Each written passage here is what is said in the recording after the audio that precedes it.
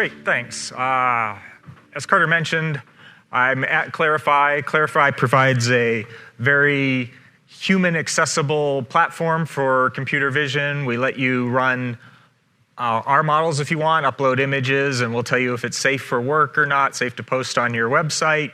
We also let you build your own models or upload your data and search through that and deploy things for you if you want to scale your models to large size but don't want to run your own infrastructure. We'll take care of that as well.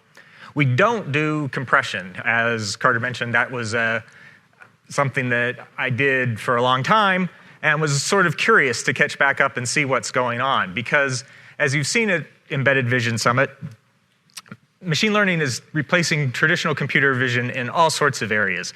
So image classification and object detection, we see that on the show floor everywhere. Everyone is doing that with not the traditional mechanisms that used to be used, but with machine learning. But also things like image matching is now done typically with machine learning rather than a set of features that are matched with a ransack algorithm.